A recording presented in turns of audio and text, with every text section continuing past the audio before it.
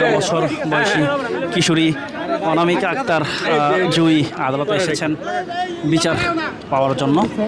তিনি একটি মামলা করছেন। এই মুহূর্তে তার যে আইনজীবী তিনি কথা বলছেন। আমি সবার উদ্দেশ্যেই বলি, আপনারা জানেন এই ভিকটিম জুই এর বাচ্চাটা উদ্ধারের জন্য আমরা লিগ্যাল এডে গিয়েছিলাম। গত 4 তারিখ লিগ্যাল এড অফিস বিজ্ঞ ম্যাজিস্ট্রেট আমাদেরকে গত 4/8 বিজ্ঞ লিগ্যাল এড অফিস এই ভিকটিমের বাচ্চাটাকে উদ্ধার করে আমাদের জিম্মায় দিয়েছেন। এরপরে যেহেতু লিগ্যাল এডের বিজ্ঞ ম্যাজিস্ট্রেট বলেছেন যে আপনারা আইনগত দিকটা এটা আপনাদের মতো করে করবেন। না প্লিজ, এখানে আমি আপনাদের অবগত জানাচ্ছি 9-1 ধারার মামলায় ভিকটিমের চেহারা বা ভিকটিমের কোনো বক্তব্য নেওয়াই কোনো যুক্তিগত নাই বা এদের পারমিট করে না। আপনাদের কোনো কোশ্চেন করলে আমাকে করবেন। ব্যক্তিগত ফুটেজ আপাতত আমি ওটা পরে বলি, কারণ যেহেতু মামলাটা হয়েছে 9-1 ধারায়, দর্শন মামলা হয়েছে। আপনারা জানেন যে দর্শন মামলার ভিকটিমদের সবসময় ব্লার করে দেওয়া হয়। আর আপনারা দেখছি যে ভিকটিমের ছবিটাও এডিট করে বিভিন্নভাবে আপনারা কেউ করেছেন। আপনাদের সবাইকে আমি বলি না, কন্টেন্ট ক্রিয়েটর বলেন, ইউটিউবার বলেন, কিছু মানুষ সবার ঘরে মা বোন আছে। আপনারা এই জিনিসটা খেয়াল না করে ভিকটিমকে হয়রানি করে শুধু তার পরিবারটাকে একেবারে আপনারা তছনছ করে ফেলছেন। এই জন্য আমি আপাতত কোনো কোশ্চেন থাকলে আমাকে আপনারা করবেন।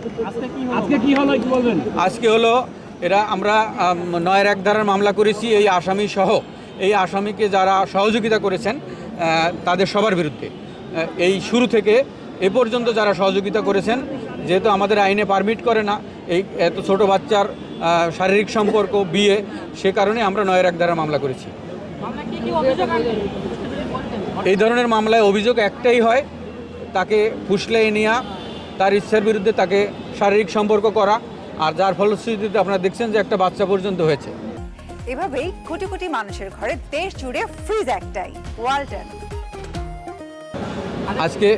আজকে মামলার বিজ্ঞ আদালত আমাদের বাদীর জবানবন্দি নিয়েছেন, ভিকটিমের জবানবন্দি নিয়েছেন। সব কিছু শুনে আমাদের কাগজ সব কিছু পর্যালোচনা করে উনি আদেশের জন্য রেখেছেন। একটু পরে হয়তো আমাদের পূর্ণাঙ্গ আদেশটা আমরা পাবো, তারপরে আপনাদের জানাতে পারবো। আচ্ছা, জুই এবং জুইয়ের যে বিয়ে হয়েছে, স্বামী স্ত্রীকে আবার সংসার করার কোনো হ্যাঁ, এই বক্তব্যটা আমি বলি। আপনারা দেখবেন যে এই মামলায় যারা আসামিপক্ষ আছে, আসামিপক্ষের আইনজীবী, আমি তার প্রতি সম্মান রেখেই বলি, উনি আমাদের একজন বিজ্ঞ আইনজীবী। উনি নিজে একজন মা, নিজে একজন বোন। উনি নিজে একটা বক্তব্য দিয়েছে, কথা বলেন। উনি নিজে একটা বক্তব্য দিয়েছেন যে মেয়ের বয়স 20, একটা জন্ম নিবন্ধন, ফেক জন্ম নিবন্ধন দিয়ে। এবং উনি আরেকটা জিনিস বলছেন যে এই ভিকটিম নাকি জন্মগত থেকে বামন এবং এর জিনগত প্রবলেম ফ্যামিলির। আমার এখানে আপনাদের মাধ্যমে আমি বিজ্ঞ আইনজীবীকে আমি এটাই বলবো, বিজ্ঞ বন্ধুকে আমার, যে উনি এদের জন্মগত বংশ পরিচয় কোথায় পেল। এবং আপনারা আজকে দেখেন যে এখানে সেই বামন ফ্যামিলির বা বামন বংশের কেউ এখানে আছে কিনা। উনি একজন মা, একজন বোন হয়ে কিভাবে এই বক্তব্য দিয়েছে আমি জানি না। আচ্ছা, সাধারণ মানুষের অনেক মন্তব্য আমাদের সোশ্যাল মিডিয়ায় যে যেহেতু বাচ্চা হয়েছে, এখন যেন ওনারা স্বামী স্ত্রী মিলে যেন সংসার করে, এই বিষয়টা আপনি কি বলবেন? আপনারা এই জানেন, আমি এই বক্তব্যটা কিন্তু আমি বুঝিয়ে গেছি। আমি আবারও বলি আপনাকে, যেহেতু আমাদের দেশে 18 না হলে কোনো আইন এই বিয়ে পারমিট করে না, রেজিস্ট্রি হয় না, সেক্ষেত্রে এই বিয়ে কোনো বিয়ে নয়। রেজিস্ট্রি বিয়ে ছাড়া আমাদের দেশে নোটারি করে এই যে কোর্ট ম্যারেজ যেটাকে বলে আমরা সাধারণের ভাষায়, এরকম বিয়ে বলতে কোনো বিয়ে নাই। এই বিয়ে আমাদের আইন পারমিট করে না। মানবিক কারণে যেহেতু একটা বাচ্চা হয়েছে, তারও তো বাবার পরিচয় দরকার আছে সমাজে। হ্যাঁ, এটা একটা ভালো কোশ্চেন।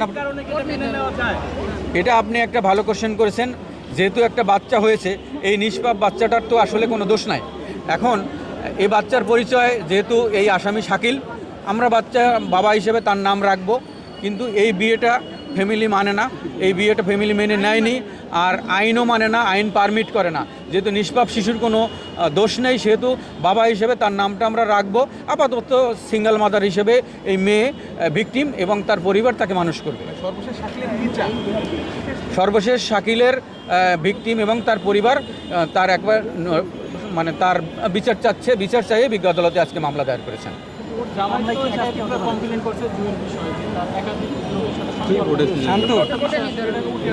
আসলে একটা যেহেতু আজকে এতদিন কোনো মামলা ছিল না, আজকে যেহেতু একটা মামলা স্টার্ট হয়েছে, কোনো বিচার হওয়ার আগে এগুলো নিয়ে বক্তব্য দেওয়াও ঠিক না, কোনো কমেন্টস করাও ঠিক না। তারপরেও আপনি যেহেতু বলেছেন, আপনার উদ্দেশ্যে বা সবার উদ্দেশ্যে এই শাকিল সম্পর্কে বলবো, আপনারা দেখবেন যে তার নিজস্ব কিছু বন্ধুবান্ধব, সে নিজেও একজন কন্টেন্ট ক্রিয়েটর, সে নিজে একজন নেশাগ্রস্ত, নিজে ছাদে উঠে বিভিন্নভাবে অঙ্গভঙ্গি করে বিজ্ঞ লিগ্যাল এইড অফিসের নির্দেশনা না মেনে, দেখবেন এই 2-1 দিন আগেও এই বাচ্চা মেয়েটার তার শিশু বাচ্চা সহ ছবি পোস্ট করে সে ভিডিও বানিয়ে মানে প্রতিনিয়ত ভিডিও বানিয়ে সে টিকটক করেই যাচ্ছে।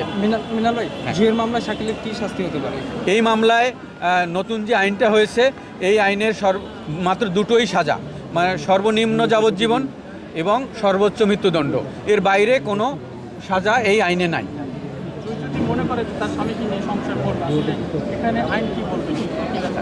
এখানে আইন, প্রথমত আইন পারমিট করে না এই ধরনের সংসার, এই ধরনের বিয়ে, কিন্তু এখানে তার ফ্যামিলি মনে করতেছে না যে এই ছেলের হাতে দেবে, কারণ ছেলের যেহেতু একটা ভবঘুরে, বেকার, লাফাঙ্গা এবং নেশাগ্রস্ত, তার কাছে এই মেয়ে বিয়ে দেওয়ার মতো কোনো অবস্থাতেই সম্ভব না।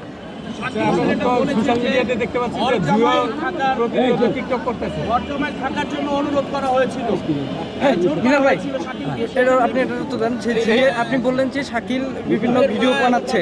গতকালকে একটা ফেসবুক পেজ দেখতে পেলাম জুই আক্তার নামে, 30,000 ফলোয়ার মেবি, ওইখানে অনেক পোস্ট করা হয়েছে যে 13 বছরের মা হলাম। ওই পেজটা কি জুই আক্তারের কিনা? একটু না, এটাই বলি আপনাকে, যখন ওকে গত 11/4/25 এই থেকে নিয়ে যাওয়ার পর থেকে এই কন্টিনিউ আজকে প্রায় 1 বছর তাকে আটকিয়ে রাখা হয়েছে। এই মেয়েটার তো বাইরে যাওয়ার কোনো সুযোগ ছিল না, এই ঘরে বসে এই শাকিল বিভিন্নভাবে তাকে দিয়ে এই কন্টেন্টগুলো করাতো এবং উনি নিজেই পেজগুলো চালাইছে। এবং এই ভিকটিম জুয়ের বক্তব্য অনুযায়ী এ পর্যন্ত মিনিমাম 30-40টা আইডি তার আছে, এগুলা সেই ব্যবহার করে শাকিল। কিন্তু এখন মামলার হাত থেকে বাঁচার জন্য এবং নিজের পরিবারকে বাঁচানোর জন্য এই যে বয়স বেশি দেখাইয়ে এই বিয়ে, সন্তান, এগুলো দাবি করতেছে, এছাড়া আর কিছু নয়।